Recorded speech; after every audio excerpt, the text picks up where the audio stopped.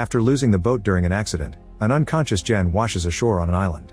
When she wakes up, she sees her friend Brad nearby and runs to check on him, only to discover he's got a large piece of coral sticking out of his stomach. She yells for help but nobody answers, so after taking the flare gun from his vest, she drags Brad away from the shore. She removes the coral to then cover the wound with some fabric, yet Brad's only response is asking, "Did you see it?" Jen thinks he needs some water, so she runs into the jungle to find a coconut and breaks it with a rock. Unfortunately, by the time she returns, Brad is already dead. Afterward, Jen explores the island, but walking down the beach just makes her do a full circle until she's back where she started. Then she explores the jungle and finds a bunch of stuff that's been there for a while, judging by its condition. Jen yells for help again but nobody answers, so she searches the bag and finds some medicine. Next she checks the cooler and finds some sealed soda bottles. There are more objects under some leaves, like a little metal box in which Jen finds matches, some sailcloth, and a bag with toys. Suddenly Jen hears a weird noise and goes looking for the source. It's coming from a hollow tree, and when she looks inside, she's startled by a bird flying out. Then Jen covers Brad's body with some big leaves. Noticing the sun setting, she looks for a spot to spend the night right before it starts raining. She covers herself with the sailcloth and leaves some things out to collect water. The following morning Jen finds tons of dead fish on the shore and begins collecting them in a bag. She's also shocked to find a dead shark with nasty gashes on its body. Jen uses rocks to cut all the heads off and keeps the fish in the cooler for later consumption. While looking through another bag, she finds a notebook and tries to read it, but the water has erased all the text.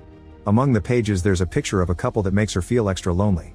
The next time Jen explores the island, she finds some piles of rocks and a cross-shaped branch, which makes her realize those are graves. This inspires her to dig a hole in the sand and throw Brad's rotting body in it, to then cover it with leaves and sand, finishing the grave with a piece of wood with Brad's initial. That night Jen hangs the sailcloth, which has gashes that match the shark, and starts a fire with the matches to cook the fish. In the morning, Jen is horrified to discover Brad's body is missing and the grave is full of blood.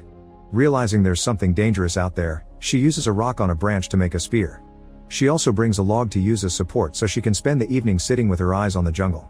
Eventually Jen falls asleep and is woken up in the middle of the night by a strange noise. However, she can't see anything among the trees and assumes it was the fire. The next day Jen notices some items floating nearby and gets in the water to retrieve them. Before swimming back, she dives to check if there's anything else, and she's shocked to see a mysterious hole in the ocean's floor. She doesn't dare to go closer and returns to the shore with her new things. Inside a suitcase she finds a bunch of clothes and changes into something warmer. That night Jen checks the box again and discovers pictures of the dead owners. Suddenly she hears a plane fly by, so she immediately runs to the shore to shoot a flare, but unfortunately the plane doesn't see it. As the flare falls into the sea, it reveals the silhouette of a strange tall monster. A terrified Jen hurries back to grab her spear and runs to hide in the jungle. Soon the monster steps on the island and searches among the bushes, but it doesn't see Jen and leaves without attacking. The following morning Jen notices the monster made a mess out of her camp. When she picks up the old pictures, she discovers the monster's eyes in the background. Desperate to escape, Jen puts Brad's and her life vests inside the suitcase, then she takes it to the water. She intends to use it as a raft, but the suitcase isn't stable enough to support her weight and Jen throws it back on the sand with lots of frustration. Before the sun sets, Jen hides inside the hollow tree to sleep safely.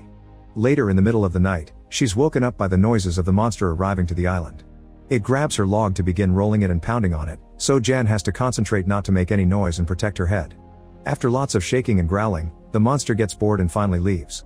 Days pass with Jen surviving during the day by fishing and during the night by hiding in a hole. After some practicing, she finally manages to kill a small shark with her spear. She hangs it on a tree before falling asleep in the hole, but she still hears the noise of the monster taking the shark away. Sometime later, the waves drop another body on the shore. When Jen checks on it, she discovers severe face wounds caused by the monster, not to mention it's missing the legs. She hangs it on the tree and hides in her hole, but this time she stays awake to watch the monster arrive. It quickly brings the body down and starts feeding on it. At that moment Jen hears a plane fly by and gasps, but she can't come out because the monster is walking near her hole. When it fails to find her, it goes back to the ocean, but unfortunately the plane is already gone. The next day Jen uses the sailcloth, some belts, and rope to make a hammock that she hangs high on the trees. Now she can have a better view of the area from above and stay out of the monster's reach. That night, Jen is comfortable in the hammock when she notices the monster walking among the bushes. Suddenly it starts pulling at the ropes to bring down the hammock, causing Jen to scream and struggle in the sailcloth until she falls off. She immediately starts running away as the monster chases her, jumping in and out of the water to move faster by swimming. Eventually it lands in front of her and a terrified Jen stabs it with her spear, only for the beast to throw her on the sand. Then it hits her again and she lands in the water, but before the beast can kill her, a sudden thunderclap scares it away. Jen decides to climb on a tree and sleep there under the rain, even if it's a very uncomfortable position. In the morning, Jen checks her leg and finds a nasty wound. While she washes and changes clothes, she sees a life raft floating nearby and immediately jumps in the water to reach it. There are two people inside, her boyfriend Lucas and Brad's girlfriend Mia. Jen helps them reach the shore and the couple reunites with a tight hug. Then Jen shares her fish and the sodas while trying to tell her friends about the monster, insisting they should use the raft to leave. She even shows them the picture and tells them about Brad's death, however Lucas and Mia don't believe her. They think she's been seeing things and they refuse to get back on the raft because the isolation almost drove them mad. Afterward, Jen announces she'll get more food and borrows Lucas' Swiss knife. When she opens it to clean the fish, she notices blood on the blade and gets suspicious. She tries to convince her friends to leave again and an argument ensues that ends with Lucas yelling at her.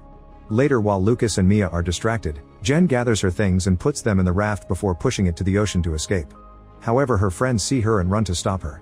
Lucas grabs Jen and in the struggle, she kicks Mia in the face. Furious, Mia retaliates by knocking Jen out with an oar.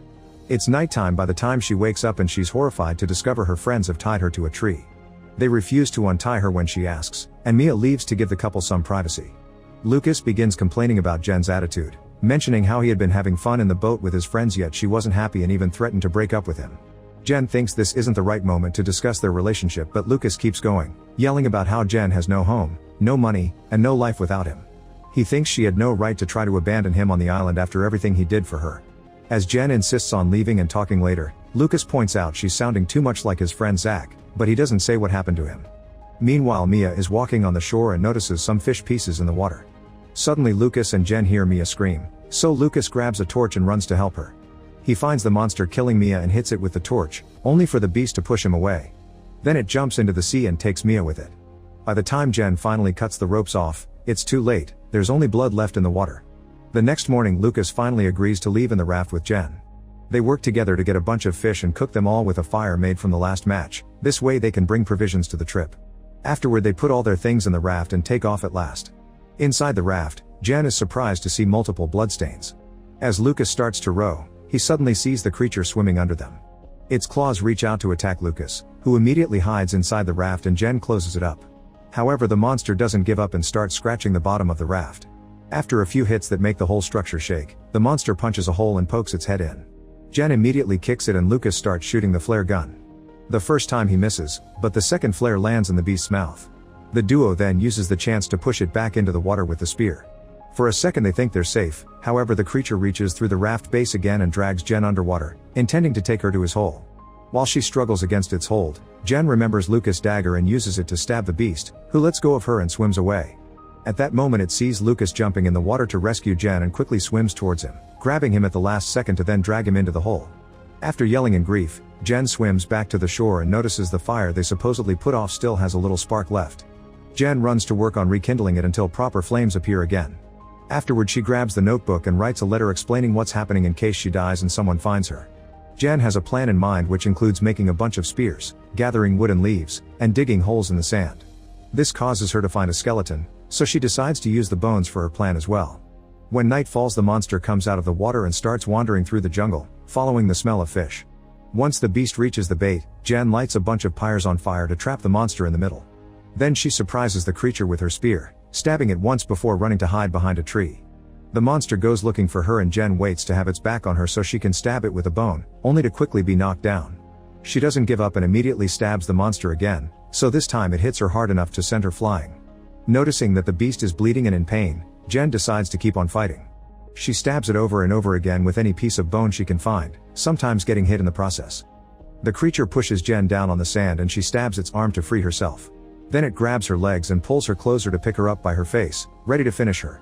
Jen takes out one last piece of bone and repeatedly stabs the wound she left earlier to force the monster to drop her. It hits her with its claws one more time, however the pain is too much and it can barely move anymore. Jen uses the chance to run back to the beach and grab more spears. Soon the monster catches up to her, but after roaring very loudly it collapses on the sand. Since it's still breathing, Jen stabs it with the spear until it's finally dead for good. Then she takes a piece of its very hard shell and uses it to cut the monster's head off. With the head as proof of what happened, Jen begins making her way to the raft while the jungle burns behind her. Make sure to subscribe and turn on notifications so you can watch more videos like this. Thanks for watching.